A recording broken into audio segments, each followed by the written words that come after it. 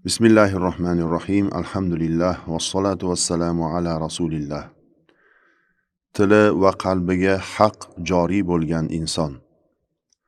Walil faruqi rujhanun va fadlun ala Uthman zin nurayni ali. Ma'no jihatidan tarjimasi. Faruq roziyallohu anhu Oli Usmon Zinnurayn roziyallohu anhudan ortiq va afzal bo'lgan. Nazmiy bayoni. Faruqning ustunlik ortiqligi bor, bo'lsa ham Zinnurayn oli fidokor. Matn sharhi. Abu Bakr roziyallohu anhudan so'ng valilarning ulug'i Umar roziyallohu anhu hisoblanadi. Umar roziyallohu anhuning nasabi quyidagicha bo'lgan.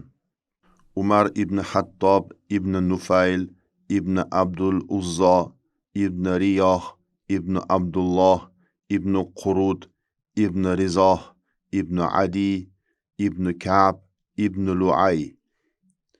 Kunyasi Abu Hafs bo'lgan.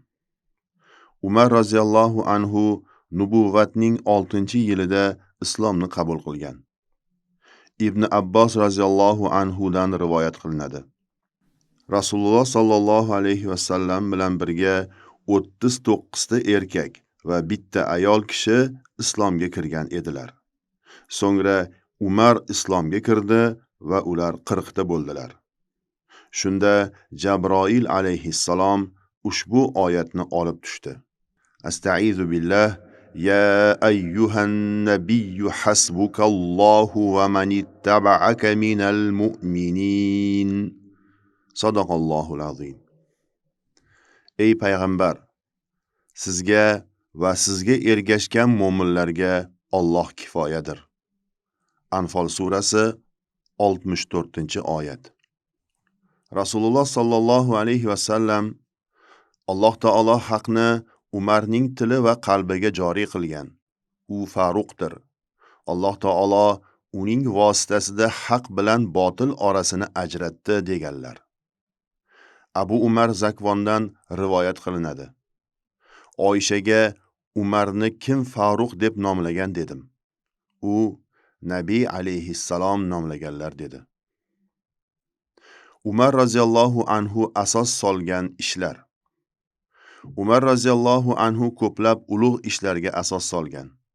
Birinchi bo'lib Hijratning 16-yili Robiul Avval oyida Rasululloh sallallohu alayhi vasallamning Makkadan Madinaga hijrat qilgan yillaridan boshlanadigan hijriy yil hisobiga asos solgan. Birinchi bo'lib Qur'oni Karimni sahifalarga jamlashga yo'l boshlagan. Birinchi bo'lib taroveh namozining jamoat bo'lib o'qilishini yo'lga qo'ygan. Birinchi bo'lib Kufa, Basra, Shom, Misr, Musil kabi shaharlarning barpo etilishiga asos solgan. Birinchi bo'lib shaharlarda odamlarning ishlarini ajrim qilish uchun qozilarni tayin qilgan. Birinchi bo'lib devon, ya'ni ro'yxat qilish ishlarini yo'lga qo'ygan. Birinchi bo'lib Misrdan kemalarda oziq-ovqat mahsulotlarini keltirishni yo'lga qo'ygan. Umar roziyallohu anhuning oilalari. Zaynab binti Maz'un. Bu ayolidan Abdulloh, Abdurrahmon kattasi, Hafsa roziyallohu anholar tug'ilgan. Eslatma. Umar roziyallohu anhuning Abdurrahmon ismli 3 ta, Zayd ismli 2 ta o'g'illari bo'lgan. Ikkinchisi, Ummu Gulsum binti Ali ibn Abi Tolib roziyallohu anho. Bu ayoli Rasululloh sallallohu alayhi vasallamning nevaralari, ya'ni Fatima roziyallohu anhoning qizlari bo'lgan.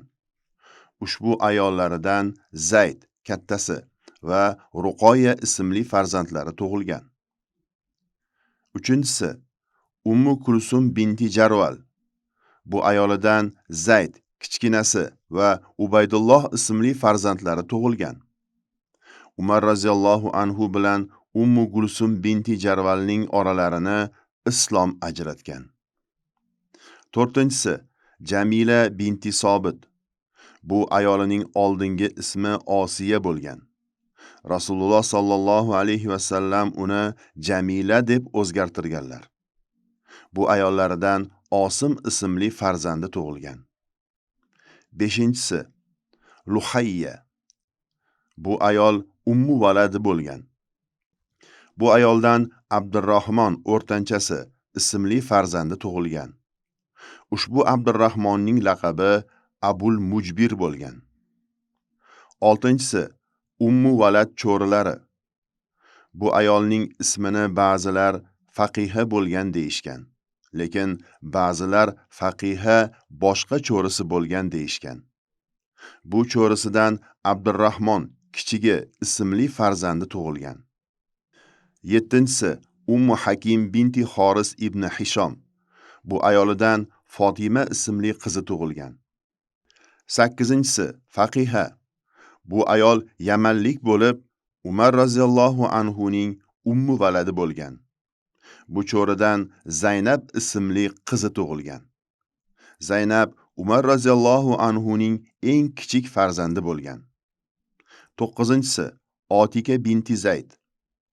Bu ayolidan Iyoz ismli farzandi tug'ilgan. Albatta, ushbu ayollarning 4tadan ko'pi bitta nikohda jamlanmagan. Umar roziyallohu anhuning fazillari. Abdulloh ibn Mas'ud roziyallohu anhu shunday degan: Umar ibn Hattob 4ta ishda insonlardan afzal bo'ldi. 1-si Badr kuni asrlar to'g'risida aytgan fikri to'g'ri ekani Qur'on oyatlari bilan sobit bo'ldi. Astaizu billah.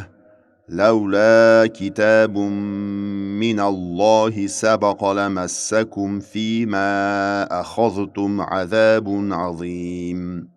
Sadaqallohul azim.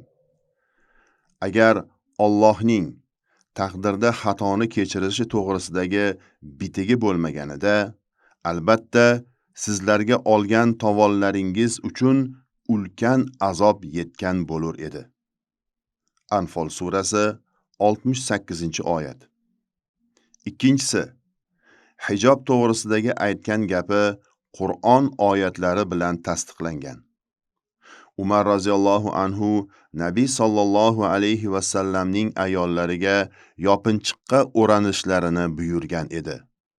Shunda Zaynab roziyallohu anha: "Ey Xattobning o'g'li, bizning uyimizga vahiy tushib turgan bo'lsa-yu, sen bizga buyruq qilasanmi?" dedi. Ko'p o'tmay quyidagi oyatlar nozil bo'ldi. Astaizu billah. Va idza sa'altumuhunna mata'an fas'aluhunna min wara'i hijab. Sadaqallohul azim. Qachonki sizlar ulardan, payg'ambar ayollaridan biror narsa so'rasangiz, parda ortidan so'rangiz. Ahzob surasi 53-oyat. 3-si Rasululloh sallallohu alayhi va sallam u haqida shunday duo qilganlar: Ey Allohim, islomni Umar bilan quvvatlagin. 4-si Abu Bakr roziyallohu anhu to'g'risidagi fikri bilan. Bu zot Abu Bakr roziyallohu anhuga birinchi bo'lib bay'at qilib, katta fitnaning oldini olgan edi. Umar roziyallohu anhuning xalifalikka saylanishi Abu Bakr roziyallohu anhuning yozma ravishdagi vasiyatiga binoan bo'lgan. Tarixda Umar odil deya nom qoldirgan bu zot milodiy 644-yilda namoz o'qib turgan paytida Majusiy qul Abu Lu'lu'aning suiqasdi tufayli qattiq yaralangan va o'sha kuni kechqurun vafot etgan. Yoshi 63 bo'lgan. Vasiyatiga binoan payg'ambarimiz sallallohu alayhi va sallam va Abu Bakr Siddiq roziyallohu anhularning yonlariga dafn qilingan. Eslatma. Majusiylik dunyoda eng qadimgi e'tiqodlardan bo'lib, bu e'tiqod vakillari 4 bosqichni bosib o'tishgan. Har bir bosqich oldingisidan farqli bo'lgan. Birinchi bosqich Zardushtdan oldingi ilk majusiylar. Ikkinchisi, Zardusht davridagi majusiylar. Uchinchi davr, Zardushtdan keyingi to islom kelgunicha bo'lgan davrdagi majusiylar. To'rtinchi davr, islom kelgandan keyingi majusiylar. Majusiylar yaratuvchi ikkita. Biri yaxshilik yaratuvchisi, ikkinchisi yomonlik yaratuvchisi degan e'tiqodda bo'lganlar. Ruhlarning ko'chib yurishini da'vo qiladigan Tanasuhiya firqasi majusiy firqalardan hisoblanadi. Majusiylarning olovga sig'inish, mast qiluvchi ichimlik ichish kabi buzuq alomatlari bo'lgan. Va sallallohu ta'ala ala xayri xalqihi Muhammad va ala alihi va ashabihi ajmain.